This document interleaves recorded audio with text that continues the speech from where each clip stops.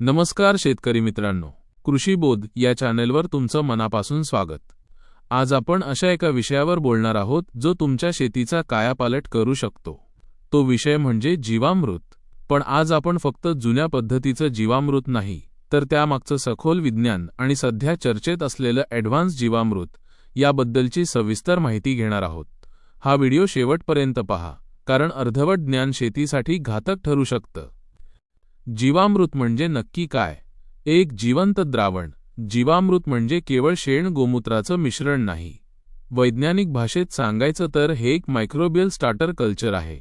जसं दुधाचं दही करण्यासाठी विरजण लागतं, तसंच रासायनिक खतांमुळे मृत झालेल्या मातीला जिवंत करण्यासाठी जीवामृत हे महाविरजण म्हणून काम करतं। यात अब्जावधींच्या संख्येत नत्र स्थिरीकरण करणारे नायट्रोजन फिक्सिंग, स्फुरद विरघळवणारे पीएसबी आणि पालाश उपलब्ध करून देणारे जीवाणू असतात, जे सुप्त अवस्थेतून जागृत होतात। 2. जीवामृताची गरज का आहे? The science of soil. आज आपली माती आजारी का आहे? कृषी बोधमध्ये हे समजून घेणं महत्त्वाचं आहे। ह्युमसचा अभाव। रासायनिक खतांच्या अतिवापरामुळे मातीतील सेंद्रिय कर्ब, ऑर्गॅनिक कार्बन 0.5% खाली गेला आहे। मातीचा श्वास। माती कडक झाल्यामुळे मुळांपर्यंत ऑक्सिजन पोहोचत नाही। जीवामृतामुळे माती भुसभुशीत होते आणि पोरोसिटी वाढते। जीवाणूंचा कारखाना।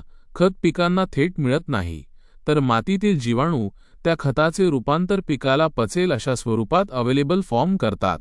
जर जीवाणूच नसतील तर तुम्ही कितीही महागडी खतं टाकली तरी ती मातीत फिक्स होतात, पिकाला मिळत नाहीत। 3. जीवामृत घटकांमागचे मास्टर सायन्स। देशी गाईचे शेण। यात सॅक्रोमायसेस आणि लॅक्टोबॅसिल्स सारखे अत्यंत प्रभावी जीवाणू असतात। जर्सी किंवा एचएफ गाईच्या तुलनेत देशी गाईच्या शेणात जीवाणूंची विविधता कैक पटीने जास्त असते।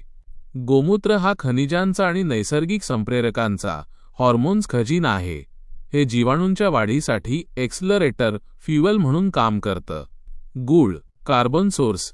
जीवाणूंना स्वतःची संख्या वाढवण्यासाठी ऊर्जेची गरज असते, जी गुळातून मिळते। द्विदल धान्याचे पीठ, प्रोटीन। जीवाणूंच्या प्रजननासाठी प्रथिनांची गरज असते, जी बेसन किंवा इतर पिठातून मिळते। बांधावरील माती या त्या भागातील हवामानाशी जुळवून घेतलेले स्थानिक जीवाणू असतात। 4. जीवामृताचा वापर अँड परिणाम वापर।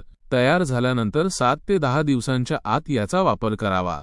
सकाळी किंवा संध्याकाळी वापरल्यास जीवाणू उन्हामुळे मरत नाहीत। परिणाम: जमिनीचा पोत सुधारतो, पाणी धरून ठेवण्याची क्षमता वाढते आणि पिकांची रोगप्रतिकारशक्ती कमालीची वाढते। 5. ॲडव्हान्स जीवामृत तंत्रज्ञानाची जोड। आजच्या आधुनिक काळात ॲडव्हान्स जीवामृत कसं वेगळं आहे? Pure strains.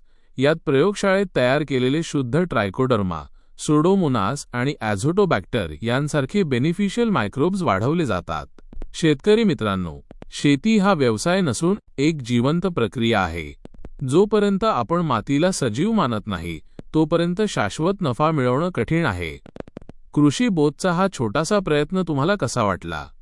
ॲडव्हान्स जीवामृत आणि आपले पारंपरिक जीवामृत मधील फरक आपण आपल्या पुढील व्हिडिओमध्ये नक्की बघूया।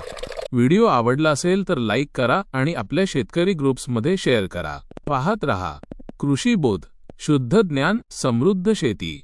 धन्यवाद।